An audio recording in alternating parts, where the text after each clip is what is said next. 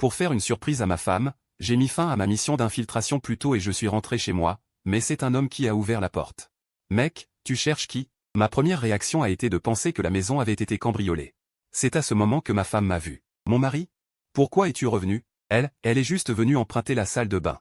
Il ne s'est rien passé. Tu crois que je te crois, ou tu crois que je suis l'empereur Qin Shi Huang? Mec, ta femme est si belle, tu devrais bien la surveiller. Parfait. Elle ose encore me provoquer. Je n'ai rien dit. J'ai juste calmement enlevé ma veste, dévoilant l'uniforme de police bleu marine en dessous. Police. Contrôle de routine. Veuillez présenter votre pièce d'identité. De plus, vos actions viennent de constituer une intrusion illégale dans un domicile et une provocation délibérée envers un agent public. En voyant son visage devenir blême et l'expression incrédule de ma femme, j'ai su que le jeu était fini. Ramasse tes vêtements et habille-toi. Ma voix était calme, mais elle a figé l'air du salon tout entier. Shen-Hao, les gestes raides, a ramassé sa chemise sur le canapé. Lin-Wan, ma femme depuis 3 ans de mariage, a enfin réagi après le choc. Elle s'est précipitée pour attraper mon bras. Qin-Jun, laisse-moi t'expliquer, ce n'est pas ce que tu penses. Toi aussi tu veux entraver le devoir? J'ai esquivé sur le côté, ne lui laissant même pas effleurer ma manche. Je l'ai regardée. D'un seul regard, elle s'est figée sur place, n'osant plus bouger. Elle ne m'avait jamais vu comme ça. Shen-Hao a été emmené dehors, poussé par 2 agents. En passant devant Lin-Wan. Il a encore essayé de faire semblant d'être calme. Wan, n'aie pas peur. Elle n'osera rien me faire. Lin-Wan l'a regardé partir, les lèvres tremblantes, incapable de prononcer un mot. Dans la voiture de police, sur la banquette arrière, Shen-Hao a retrouvé un peu de son arrogance de fils à papa. Je te préviens. Mon père est Shen Wanshan. Tu abuses de ton autorité. Je vais appeler un avocat et porter plainte. Xiaoli, mon collègue au volant, m'a jeté un coup d'œil dans le rétroviseur. Je n'ai pas répondu. J'ai simplement appuyé sur le bouton lecture de mon téléphone. Mec, ta femme est si belle. Tu devrais bien la surveiller. La voix provocante de Shen-Hao a résonné dans l'habitacle exigu. D'une clarté parfaite. Son visage a perdu toute couleur. Arrivé à la salle d'interrogatoire. J'ai demandé à Xiaoli de sortir. Capitaine Qin, ça. Je sais ce que je fais. Après que Xiaoli a fermé la porte, j'ai aussi éteint la caméra de surveillance au mur. J'ai posé un dictaphone sur la table. Shen-Hao, observant mes gestes, a commencé à transpirer du front. Qu'est-ce que tu veux faire? L'interrogatoire sous la torture est illégal. Je ne me suis pas assis, restant debout à le dominer. Shen-Hao, 28 ans. Vice-président du groupe Hongfa, père Shen Wanshan, mère Wang Liping. Domicilié au bâtiment 12 de Jianbin Yaoyuan, plaque d'immatriculation Jing à 8 *******. À chaque mot que je prononçais. Son visage pâlissait d'un cran. Ces informations, je les avais obtenues sur le chemin du retour grâce à des collègues de l'unité. Qu'est-ce que tu veux? Je ne veux rien. Je suis juste curieux, comment un vice-président de groupe a-t-il eu le temps de venir chez moi emprunter la salle de bain? J'ai dit que c'était juste pour emprunter, Lin-Wan et moi sommes innocents. Je ne vous ai pas demandé si vous étiez innocent. Elle n'a pas dit que j'étais comme un morceau de bois, incapable de la satisfaire. Mon ton était calme, d'un calme sans la moindre ondulation. Mais chaque mot faisait naître des fissures. Dans ses défenses psychologiques solides, elle a commencé à trembler. J'ai poussé le dictaphone vers elle. Que tu parles ou non, ce n'est pas important. Ce qui est important, c'est que je vais rapporter ce qui s'est passé aujourd'hui à mes supérieurs. Un fils à papa. Qui s'introduit illégalement chez quelqu'un et provoque un policier. Devine combien d'efforts ton père devra fournir. S'il veut te protéger, devine si les collègues des impôts, des pompiers et du commerce s'intéresseront. Un peu au groupe Hongfa, ce fut la goutte d'eau qui fit déborder le vase. Elle a complètement craqué. Je parle, je dis tout. Pendant la demi-heure suivante. Elle a tout déballé comme si elle vidait un sac. Comment ils s'étaient rencontrés lors d'une réunion d'anciens élèves, comment il avait étalé sa richesse et son statut, comment Lin-Wan se plaignait de mon incompétence et de ma lourdeur. Elle a dit, tu n'es qu'un flic de base, un salaire fixe misérable, tu hésites 6 mois avant d'acheter un sac. J'ai écouté sans aucune expression, les articulations blanchissant sous l'effort. Ainsi, à ses yeux, j'étais aussi pitoyable. Mon téléphone vibrait frénétiquement dans ma poche. Pas besoin de regarder pour savoir que c'était Lin-Wan. J'ai sorti le téléphone sans même y jeter un coup d'œil et j'ai directement raccroché. Une série de messages WhatsApp a surgi, chérie, j'ai eu tort. Reviens vite, s'il te plaît. C'est Shen-Hao qui m'a dragué, j'ai juste eu un moment d'égarement. Je t'en supplie, 3 ans de relation, ça ne peut pas s'arrêter comme ça. J'ai jeté un coup d'œil au port de Chang'anshan, une fois ce que je voulais obtenu, j'ai ouvert la porte de Shen-Hao. Intrusion dans un domicile privé, preuves insuffisantes, une simple réprimande orale, qu'elle dégage. Xiaoli a été un peu surpris, mais a quand même exécuté l'ordre. Shen-Hao s'est sentie comme graciée. Elle s'est enfuie en roulant boulant, croyant avoir échappé au danger. Elle ne savait pas que cette partie d'échecs ne faisait que commencer. Je ne suis rentré chez moi que tard dans la nuit, j'ai ouvert la porte avec la clé. Une forte odeur de parfum m'a frappé. La lumière du salon était tamisée, d'un jaune chaud et ambigu. Lin-Wan était agenouillé sur le sol de l'entrée, maquillé avec soin, ses cheveux mouillés retombant sur ses épaules. D'un air pitoyable, chérie, tu es de retour. Tu m'as tellement manqué. Ses larmes ont coulé sur commande, de grosses gouttes dégringolant. Elle est juste entrée boire un verre d'eau, on n'a rien fait. Shen-Hao venait juste d'enlever ses vêtements quand tu es arrivé. Chérie, crois-moi. Tout en parlant, elle a tenté de déboutonner ma chemise. Ce geste si familier me paraissait maintenant écœurant. D'un coup de pied, j'ai repoussé sa main. Peu fort, mais rempli d'insultes. Elle est restée figée. Me regardant incrédule. Chérie. J'ai jeté le stylo enregistreur noir sur la table basse en verre, puis j'ai appuyé sur lecture. Elle a dit que tu es une source de traînée. La voix légère et moqueuse de Shen-Hao résonnait, particulièrement stridente dans le salon silencieux. Un salaire fixe minable. Tu dois hésiter 6 mois pour acheter un sac. Elle a dit que tu n'as aucun sens de l'ambiance. Les sanglots de Lin-Wan se sont arrêtés net.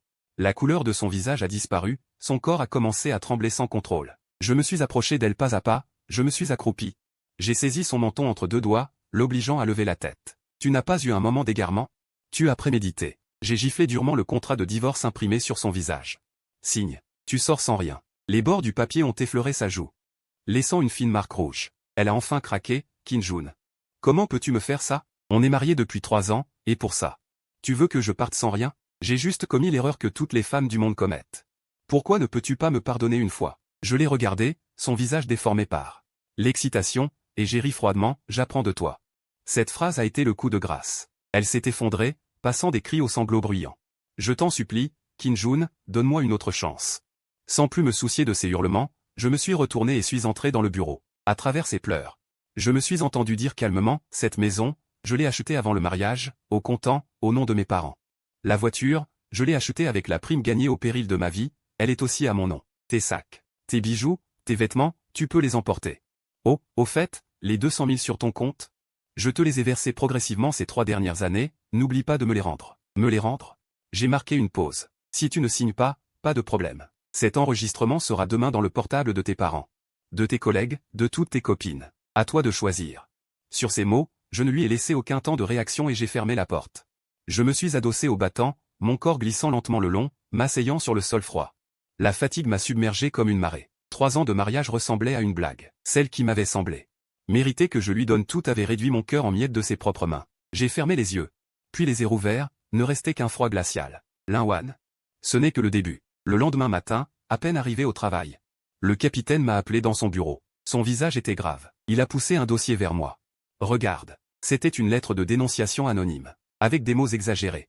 Elle me dépeignait comme un flic violent abusant de son pouvoir, disant que par jalousie personnelle, j'avais soumis un citoyen innocent à la torture pour obtenir des aveux, lui infligeant un grave traumatisme psychologique. Le dénonciateur Shen-Hao. Des supérieurs ont donné des consignes pour qu'on traîne l'affaire. En regardant cette lettre, j'ai presque éclaté de rire. Une vengeance pitoyable. À cet instant, mon téléphone vibra. Un message de Lin-Wan, Kim-Jun. Ne va pas trop loin. La famille Shen-Hao n'est pas à ta portée. Si tu retires la demande de divorce, je lui ferai retirer sa dénonciation. Nous, réconcilions-nous. Le message contenait une menace et une once d'espoir fragile qu'elle s'efforçait de maintenir. Elle pensait encore que Shen-Hao était son soutien. Elle croyait encore que je me laisserais impressionner par ses mesquins stratagèmes. J'éteignis l'écran de mon téléphone. Je levai les yeux vers le chef, ce n'est pas une simple dénonciation mensongère. Je lui tendis mon téléphone. Je diffusai l'enregistrement audio fait dans la voiture de police, où Shen-Hao me provoquait. C'est lui qui avait provoqué en premier. Ensuite, je sortis une clé USB et la branchai sur l'ordinateur du chef. Dedans, l'enregistrement des aveux de Shen-Hao en salle d'interrogatoire. J'avais coupé mes propres infractions, ainsi que les images de vidéosurveillance que j'avais fait récupérer par la gestion immobilière. Apparaissant devant ma porte, c'étaient ses aveux spontanés et la preuve de son intrusion dans mon domicile. Chef, pour un simple litige civil ou une banale affaire d'adultère, pourquoi Shen-Hao utiliserait-il ses relations influentes? Pour me faire pression? Ce n'est pas logique, sauf s'il a quelque chose à craindre. Le chef éteignit sa cigarette, les sourcils froncés, tu veux dire que c'est mon ancien supérieur de longue date, il connaît ma conduite. J'ai consulté les informations sur le groupe Hongfa.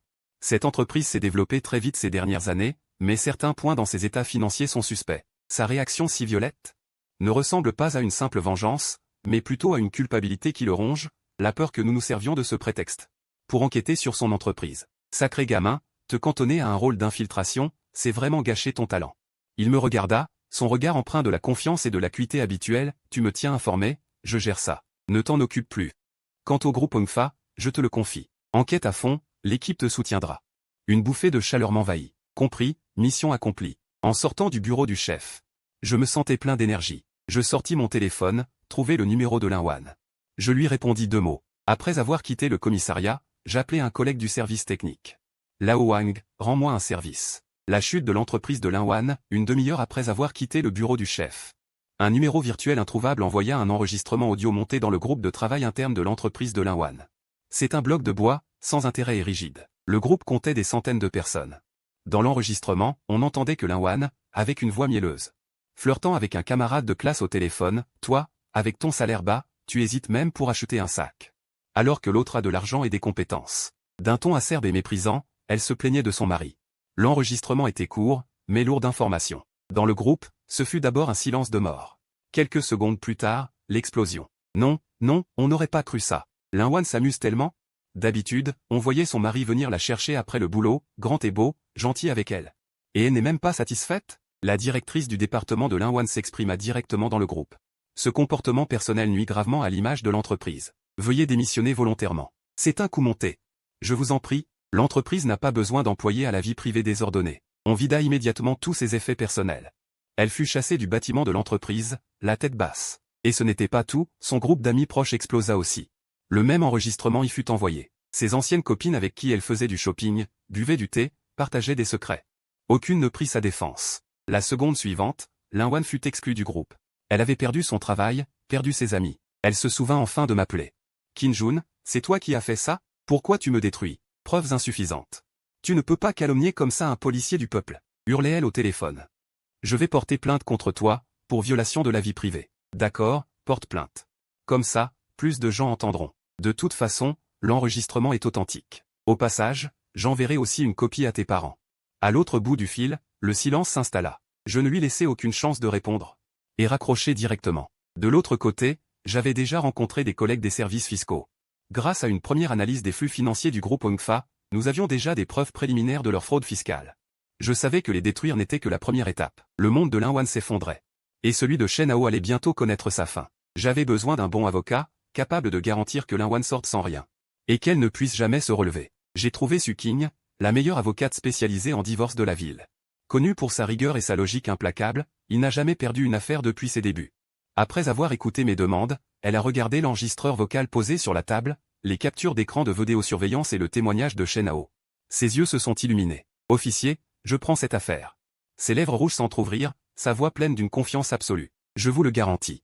Elle n'obtiendra pas un centime. Elle entra rapidement en mode travail et m'expliqua la loi sur le mariage. Les dispositions légales sur le partage des biens en cas de faute. L'infidélité est une question morale, mais en droit. À moins d'avoir une vidéo directe de l'adultère en flagrant délit, il est difficile de l'utiliser comme seul motif pour la laisser partir sans rien. Cependant, nous pouvons aborder d'autres angles, par exemple prouver qu'elle a, pendant le mariage, délibérément transféré ou dissimulé des biens communs, ou encore prouver son inconduite morale. Cela vous a causé un grave préjudice psychologique. De plus, le message texte où elle vous a menacé, ainsi que son acte d'avoir incité son amant à vous dénoncer faussement, peuvent tous servir de preuve devant le tribunal. En discutant du dossier, la logique et la chaîne de preuves complètes que j'ai présentées l'ont également impressionné. Kim-Jun. Vous ressemblez plus à un avocat que beaucoup de mes clients. Des domaines différents, mais une logique commune. Bientôt, Linwan reçut une assignation du tribunal et la lettre de mise en demeure signée par Su Qing.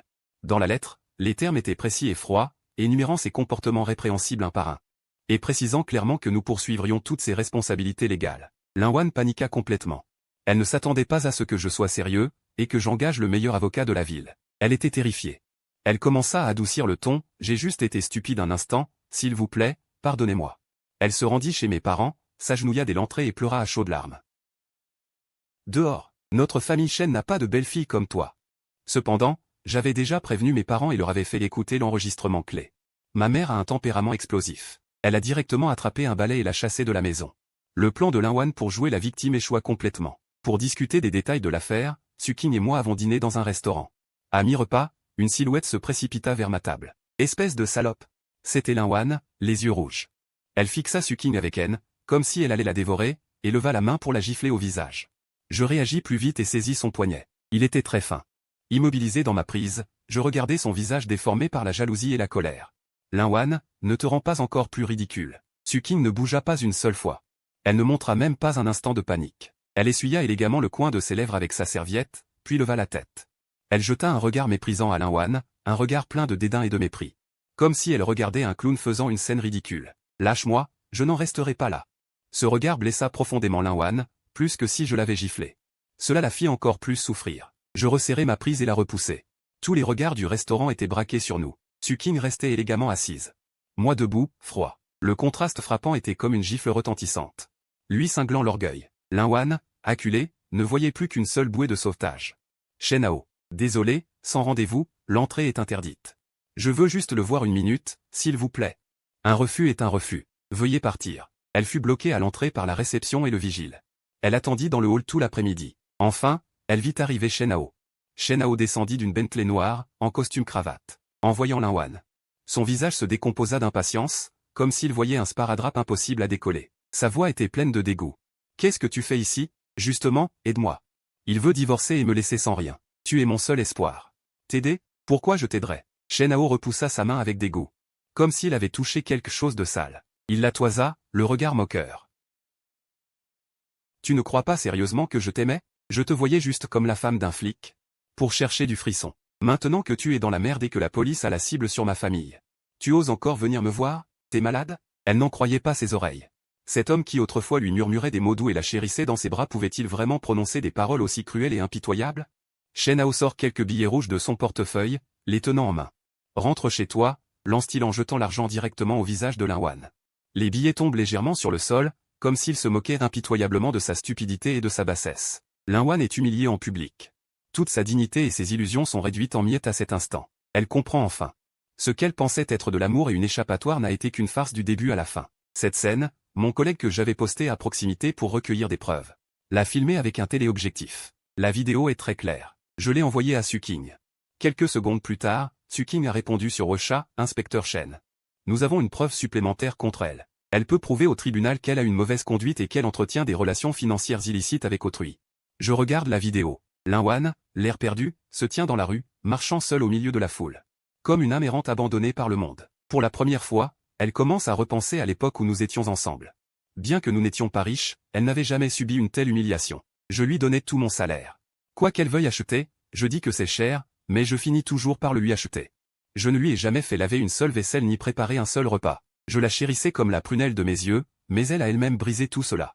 La graine du regret a enfin commencé à germer follement dans son cœur, mais cela ne suffit pas. Loin d'être suffisant. Le moment de refermer le filet est venu. Après des semaines d'enquête secrète jour et nuit. Grâce à l'action conjointe de plusieurs départements, dont le bureau des impôts, nous avons complètement saisi la chaîne criminelle du groupe Shenxi. L'évasion fiscale n'est que la partie émergée de l'iceberg. Ils sont également soupçonnés d'obtention frauduleuse de prêts, de collecte illégale de fonds et même de blanchiment d'argent.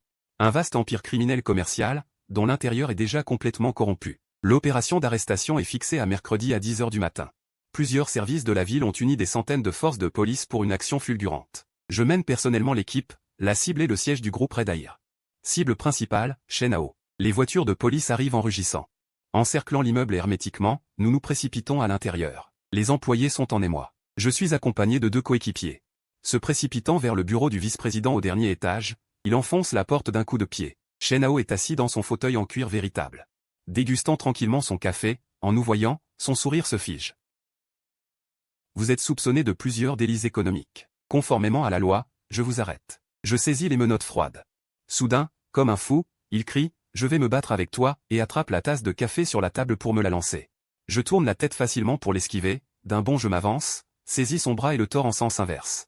Je le plaque fermement sur le bureau, tandis qu'une autre équipe, dans le bureau du président. Arrête Shen Wanshan, le père de Shen Hao, ce magnate des affaires qui avait tenté d'user de ses relations pour m'écraser. L'après-midi même. Les nouvelles rapportent en masse la chute du groupe Shen, père et fils arrêtés. Lin Wan voit cette nouvelle sur son téléphone, dans un modeste logement loué d'une usine alimentaire de Fukushima. Sur l'écran du téléphone, une photo de moi passant les menottes à Shen Hao. Elle regarde cette photo. Son sang semble s'être vidé de son corps. Elle réalise enfin à quel point elle s'est attirée une présence terrifiante par vanité et par goût du frisson. Une semaine plus tard, le bureau municipal publie un ordre de félicitations, me promouvant au poste de sous-chef d'escouade administrative. Mon monde est baigné de soleil. Tandis que son monde est déjà un abîme sans fond. Le jour du procès en divorce arrive. Au tribunal, je suis au banc des plaignants, à mes côtés se tient Suking, calme et compétente. En face, au banc des accusés, Lin Wan. Après quelques mois sans la voir, elle semble une autre personne, décharnée.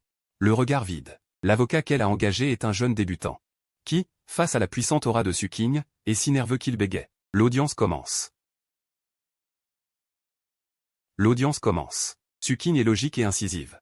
Elle présente chaque preuve, l'enregistrement qui m'humilie, les captures d'écran de surveillance de Linwan et Shen Hao dans la chambre nuptiale. Son harcèlement, ses filatures. Chaque preuve est un marteau qui s'abat lourdement sur la dignité de Linwan. Elle ne peut que répéter sans cesse « j'ai eu tort ». Quand vient mon tour de parole, je me lève. Tout le tribunal se tait. Sans regarder Linwan, je dis calmement au juge, je demande au tribunal de soutenir l'intégralité de mes demandes. Je ne veux plus aucun lien avec cette personne. Puis je me rassois, sans un mot de plus. Finalement, le juge prononce le jugement, la défenderesse Linwan a commis une faute grave, le divorce est accordé. La défenderesse ne possède aucun bien commun. Linwan est condamné à quitter le domicile sans rien. En sortant du tribunal. Dehors, le soleil brille. Félicitations, sous-chef Kin. Une nouvelle vie. Alors qu'une carrière prometteuse se profilait, une ombre surgit soudain d'un coin. Elle se planta devant la voiture. C'était Linwan, sans parapluie. Trempé jusqu'aux os. Que fais-tu ici? Elle me vit, et vit aussi. Sur le siège passager Suking, maquillage parfait, vêtue avec élégance. Elle ne fit pas de crise comme la dernière fois. Elle s'agenouilla calmement dans l'eau glacée, et se prosterna sans cesse dans ma direction. Kim-jun, j'ai eu tort, vraiment tort. Pardonne-moi, je t'en supplie. Je n'ai plus rien. Elle vivait dans un sous-sol, travaillait 3 petits boulots par jour, vivait chaque jour dans un cauchemar. Sa voix était rauque. Mêlée au bruit de la pluie, ce qui la rendait encore plus pitoyable. Suking fronça les sourcils. Elle défit sa ceinture pour descendre. Suking fronça les sourcils et défit sa ceinture. Je tendis la main pour l'arrêter et secouer la tête. Puis j'ouvris la portière. Dépliai le parapluie, fit le tour et ouvrit la portière côté passager. Je tins le parapluie au-dessus de Suking, la protégeant de toute la pluie et du vent. Ensuite, je me tournai vers Linwan, toujours agenouillé sous la pluie. Tu sais, pendant ma planque, des balles ont frôlé mon crâne. Je n'ai jamais eu peur. J'ai vu des gens se faire exploser la tête sous mes yeux, je n'ai jamais eu peur. Mais ce jour-là, lorsque j'ai poussé la porte de la maison et que je t'ai vu avec Shen Hao, dans notre foyer. J'ai eu peur. Cela a tué le Kim-jun qui t'aimait. Son regard s'assombrit instantanément. Alors, garde ton air pitoyable. Je ne te hais pas. Car tu n'en es pas digne. Sur ces mots, sans un regard de plus, je pris Suking par l'épaule, la serrant contre moi, et entrai sans me retourner dans l'immeuble. Derrière moi, Linwan, tenu longtemps, éclata enfin en sanglots déchirants. Ses pleurs, brisés par le vent et la pluie, ne parvinrent plus jusqu'à mon monde. Je reçus une lettre, expédiée de la prison numéro 1. L'écriture sur l'enveloppe était irrégulière, pleine de violence et de ressentiment. C'était de Shen Hao. En raison du montant énorme de l'affaire et de la gravité des faits, il avait écopé de 20 ans. Dans la lettre, il n'y avait plus trace de son arrogance passée. Il n'y avait que la peur de la vie derrière les murs et la crainte de moi. Il passait de longues pages à maudire Linwan. À la fin de la lettre, il en venait même à me supplier, espérant que je puisse, vu qu'il avait fait son retour, l'arranger un peu à l'intérieur. Après avoir lu la lettre, je ris doucement, pliai le papier et le glissai dans une enveloppe propre. Je demandai à un collègue de vérifier où se trouvait Linwan. Elle était maintenant dans une station de lavage plus isolée, plus sale, à faire des petits boulots. Je n'y allais pas moi-même. J'envoyai le collègue Xiaoli, qui avait entendu l'enregistrement des provocations de Shen Hao dans la voiture de police. Xiaoli prit sa propre voiture, alla faire laver son véhicule dans cette station. Linwan, vêtu d'une combinaison imperméable trop grande, tenait un pistolet à haute pression, rinçant machinalement la mousse sur la carrosserie. Ses mains étaient rouges de froid, son visage éclaboussé de boue. Lorsque Xiaoli paya, la lettre glissa négligemment de sa poche, tombant aux pieds de Linwan. Oh, ma lettre est tombée. Linwan se baissa pour ramasser l'enveloppe. Quand elle vit le cachet de la prison numéro 1 et le nom du destinataire, Kim-jun, sa main trembla légèrement. Xiaoli fit semblant de ne rien voir, il reprit la lettre. La fourra distraitement dans sa poche, mais volontairement sans la bien fermer. Bon, je m'en vais. Cette lettre ne sert à rien, mon chef m'a dit de la jeter après lecture. Sinon, je te la donne comme vieux papier, tu pourras la vendre. Après le départ de Xiaoli, Linwan, comme mue par une force étrange, la ramassa, tremblante.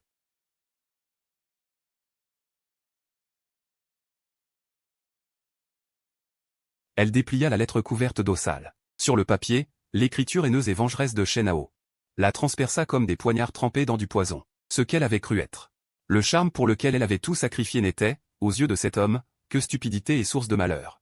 1 an plus tard, j'étais devenu capitaine adjoint de la brigade criminelle de la ville, chargé des affaires graves. Ma relation avec Suking s'était naturellement épanouie. Elle était intelligente, indépendante, comprenait les dangers et les exigences de mon travail, et savait toujours m'apporter la consolation la plus réconfortante quand j'étais épuisé. Je décidai de lui demander sa main. L'endroit choisi était ce café où nous nous étions rencontrés la première fois. Toujours la même table près de la fenêtre. Le soleil entrait par la vitre, chaud et lumineux. J'étais un peu nerveux, les mains moites. De ma poche, je sortis l'écrin que j'avais préparé depuis longtemps. Je l'ouvris. À l'intérieur, une bague au design raffiné. Bague simple mais éclatante. Suking me regarde, Ses yeux deviennent immédiatement rouges. Veux-tu admirer avec moi le paysage après la tempête?